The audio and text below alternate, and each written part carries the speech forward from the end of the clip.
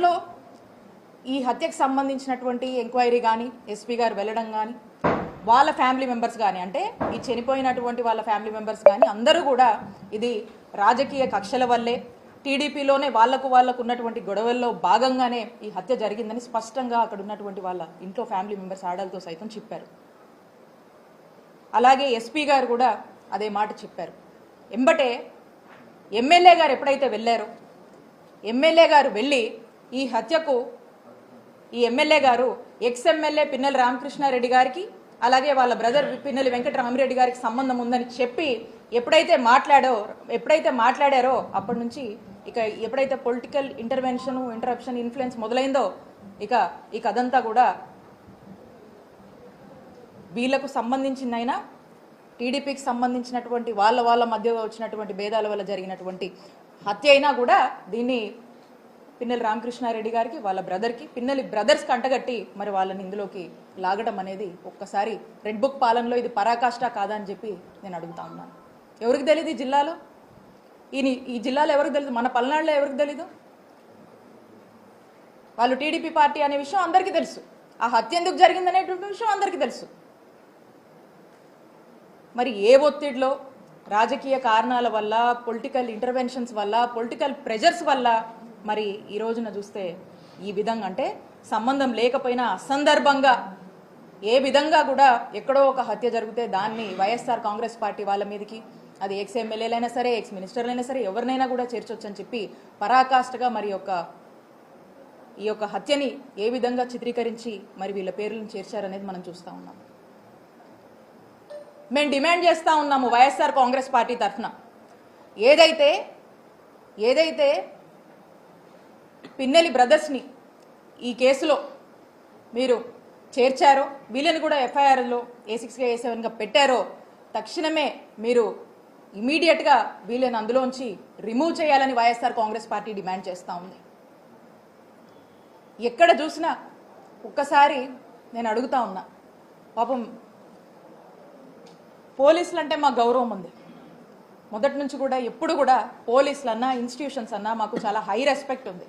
ఒక్కసారి నేను క్వశ్చన్ చేస్తూ ఉన్నా ఈ పోలీస్ అధికారులు, ఒక్కసారి మీరు ఆత్మవిమర్శ చేసుకోండి. పిన్నెలి బ్రదర్స్కి ఈ హత్యకు ఏమైనా సంబంధం ఉందా? ఒక్కసారి మీరు ఆత్మవిమర్శ చేసుకోండి. పోలీసులు వాళ్ళ ఒంటి మీద వేసుకున్నటువంటి యూనిఫామ్ మీద బ్యాడ్జ్ ఉంటుంది, APPS అని, ఆంధ్రప్రదేశ్ పోలీస్ సర్వీస్ అని ఒక బ్యాడ్జ్ ఉంటుంది. ఈ రోజున ఈ ఆంధ్రప్రదేశ్ పోలీస్ సర్వీస్ అని ఏదైతే బ్యాడ్జ్ ఉందో ఆంధ్రప్రదేశ్ పొలిటికల్ సర్వీస్ అయిందని చెప్పి గుర్తు చేస్తా ఉన్నాను. ఒక్కసారి ఆత్మవిమర్శ చేసుకోండి. ఇదే కాదు, ఇదే జిల్లాలో మనం తీసుకుందాం, ఇక్కడ ఎంతమంది సోషల్ మీడియా పిల్లల్ని జైళ్ల పాలు చేశారు, ఎంతమంది వైఎస్ఆర్ కాంగ్రెస్ పార్టీ ఫాలోవర్స్ని ఈరోజు అక్రమంగా కేసులు పెట్టి వేధించి ఇబ్బందులకు గురి చేసి జైళ్ళకి ఇచ్చారు, అరెస్టు చేశారు. ప్రతి నియోజకవర్గంలో కోకొల్లలు ఇలాంటి ఉదాహరణ. ఏమైతుంది పోలీస్ వ్యవస్థ, ఎటుపోతుంది? ఏం మెసేజ్ ఇస్తున్నాం మనం?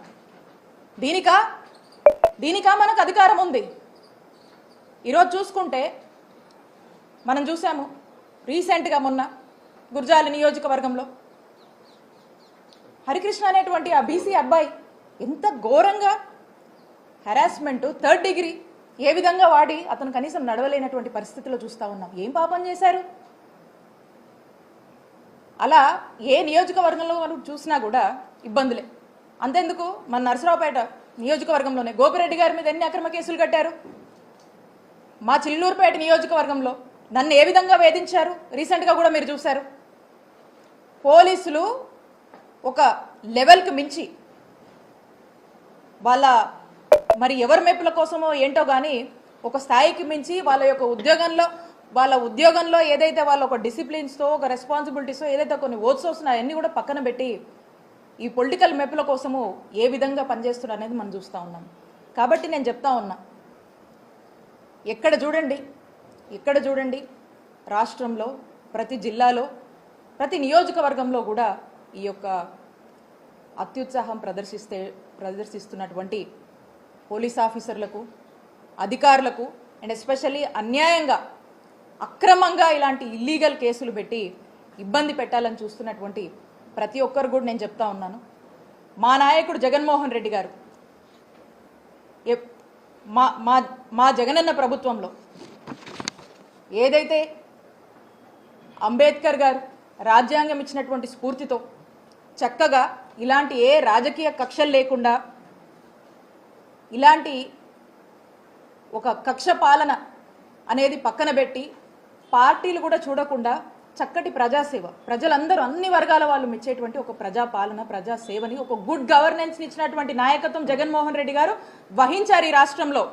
అదే అంబేద్కర్ గారు ఇచ్చినటువంటి రాజ్యాంగ స్ఫూర్తితో ఈ అత్యుత్సాహం చూపిస్తున్నటువంటి పోలీస్ ఆఫీసర్లు, అధికారులు ప్రతి ఒక్కరు కూడా మీ ఇష్టానికి అత్యుత్సాహం చూపించి మా వైఎస్ఆర్ కాంగ్రెస్ పార్టీకి సంబంధించినటువంటి వాళ్ళ మీద ఇదే విధంగా మీరు దూకుడు ప్రదర్శిస్తే అదే అంబేద్కర్ గారి రాజ్యాంగ స్ఫూర్తితో మిమ్మల్ని ఖచ్చితంగా అకౌంటబుల్ చేస్తాము, ఖచ్చితంగా చట్టం ముందు మిమ్మల్ని దోషులుగా నిలబెడతామని తెలియజేసుకుంటున్నాను.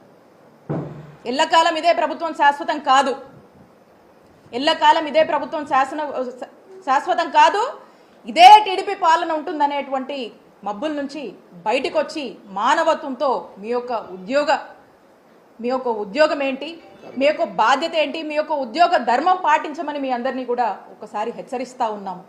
కాబట్టి స్పష్టంగా చెప్తా ఉన్నాము, ఏదైతే పిన్నెల్లి బ్రదర్స్ని వాంటెడ్గా ఫస్ట్లో ఉన్నటువంటి జెన్యూనిటీ, ఫస్ట్లో ఉన్నటువంటి ట్రాన్స్పరెన్సీ అనేది political intervention, political influences involve అయిన తర్వాత ఏదైతే ఒక ట్రాక్ తప్పించి మీరు వీళ్ళని కూడా ఇందులో ఇన్వాల్వ్ చేశారో దాన్ని ఇమీడియట్గా కూడా వాళ్ళని ఇందులోంచి ఇమీడియట్గా కూడా వీళ్ళని రిమూవ్ చేయాలని వైఎస్ఆర్ కాంగ్రెస్ పార్టీ బలంగా డిమాండ్ చేస్తుంది. దీనికోసం మేము ఎంత పెద్ద ఎత్తునైనా పోరాటం చేస్తాము, దీనికోసం ఎక్కడి వరకైనా కూడా వెళ్ళి మేము లీగల్గా పోరాటం చేస్తామని స్పష్టం చేస్తూ ఉన్నాను.